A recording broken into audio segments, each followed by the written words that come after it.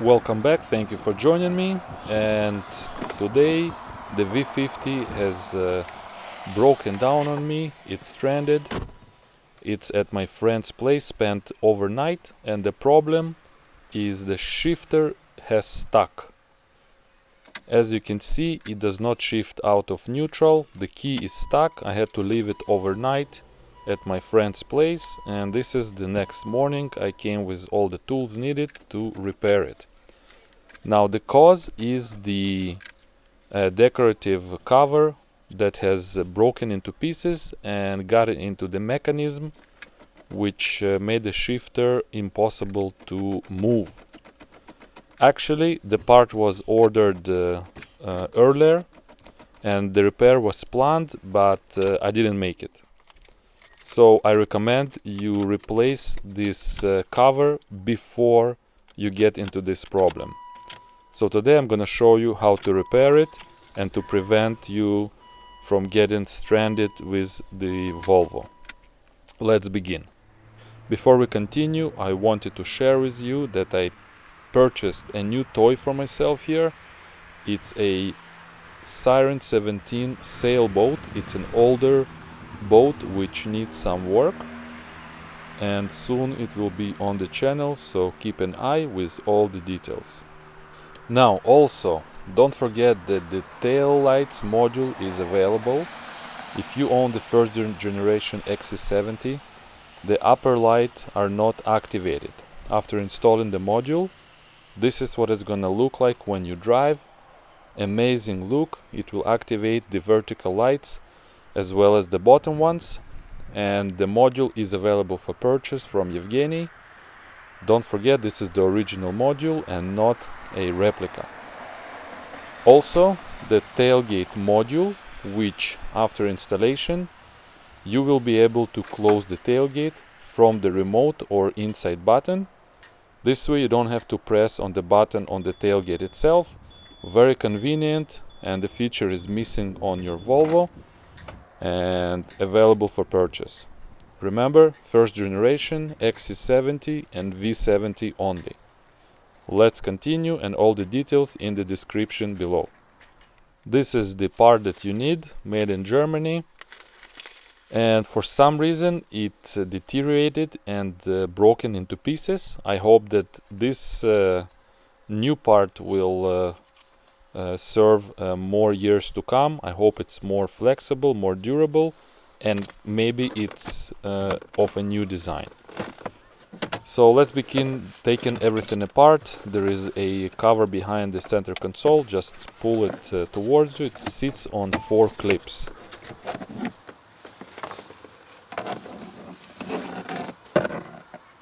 Next you will need Torx 25. Pretty much all the screws are of this type of Torx. Remove the 2 Torx behind the cover.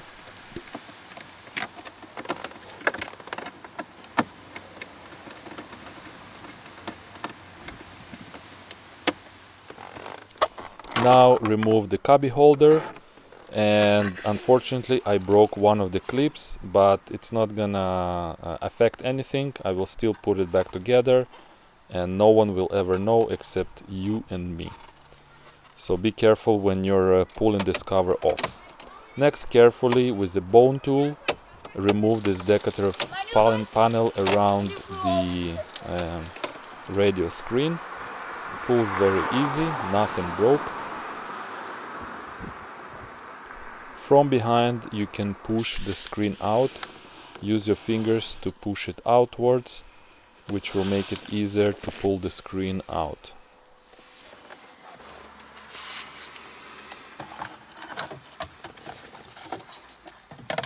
Ideally you want to disconnect the battery, which I didn't. It didn't affect anything, but for safety reasons disconnect the battery before disconnecting all the connectors.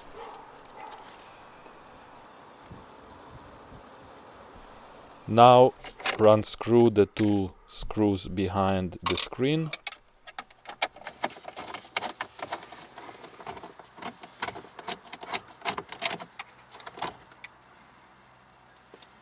Open the armrest, remove this cover, and 2 more screws are exposed of the same Torx 25.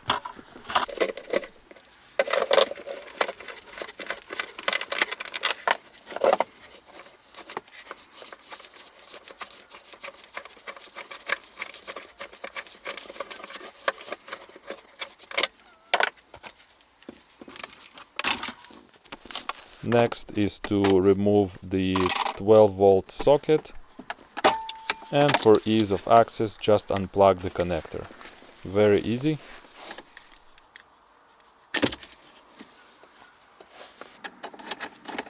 Another 2 screws under that cover.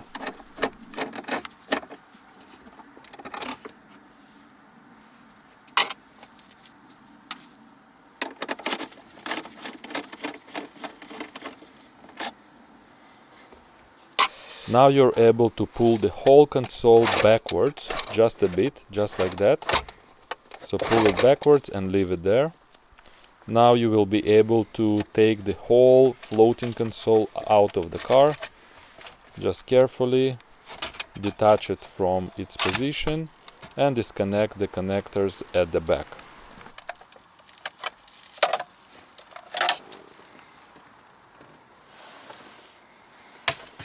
The next step was kind of difficult. What we have to do is to remove the shifter handle, the shifter knob, and to do that the lock-in ring at the bottom of the base of the shifter, turn it clockwise and pull it as down as possible, and then you want to lift the handle upwards with force. And it took me much more time that I show on the camera here. And now you can remove this cover, and this will be cleaned very well before reassembly. Next is to remove the electronic board. Be careful not to break anything here. The connector is soldered to the board, so you cannot detach it. This plastic part was pretty hard to remove. Later on I will show you all the clips that hold it in place, so it's gonna make it easier for you.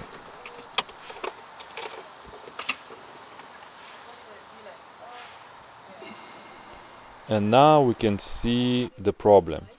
Look at all the bits and pieces that are broken over time. So if you have any signs of breakage, do this procedure before you get stranded like I did. Now I'm gonna take my time here to collect all the pieces that fell apart, so make sure you're paying attention and you're not missing anything.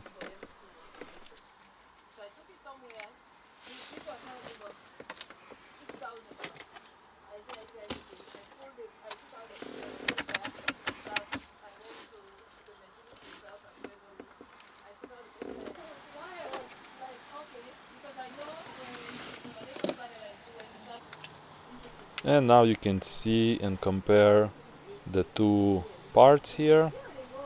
So the new part is gonna go in, but before there is some kind of lubricant here to make it slide easier.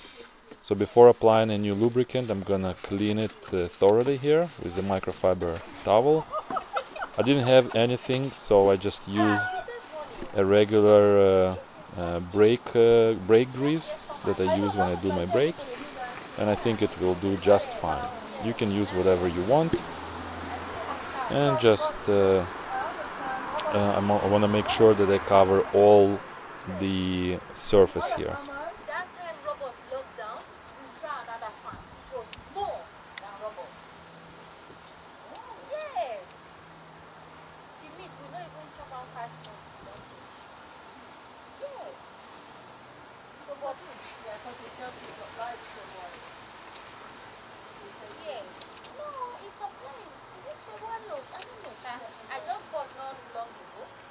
The new part is in position. So now you can see the clips where this plastic piece is held, right here and right here. So when you remove it, you can help with the bone tool to carefully detach it. For some reason I couldn't see it when I was removing it. So I'm gonna carefully now click it into position.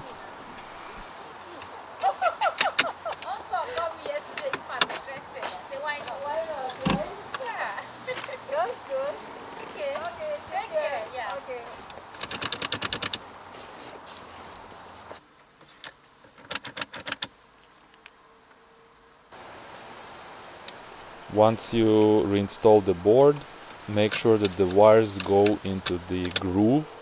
There is a place for them to be, not just in the air.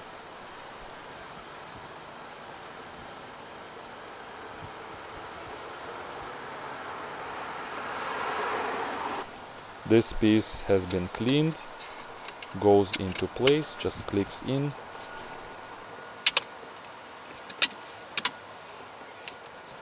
Before continuing, I want to make sure that everything works. So as you can see, the key is now out, which means it has been fixed and everything works as it should. We can continue reassembling.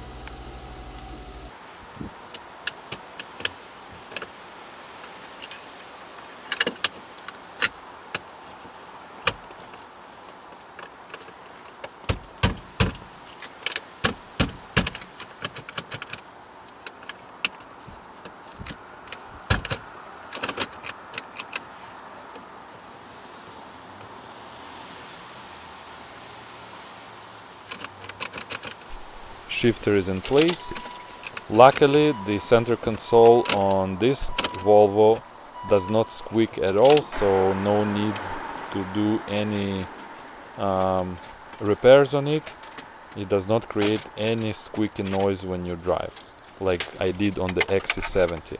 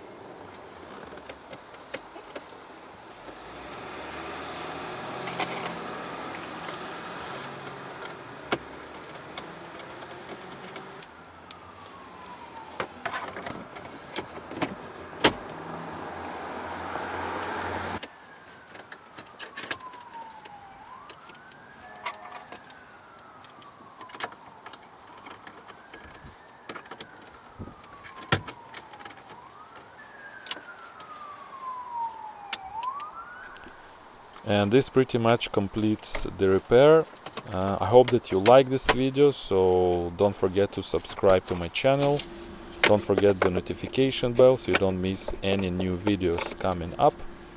And I apologize for not posting more frequently. Don't forget that this is my hobby and I do it when I have time. The car is back in working order, luckily. So make sure that you don't ignore this small problem that can be a big one. Thank you for watching and I'll see you next time. Bye bye guys.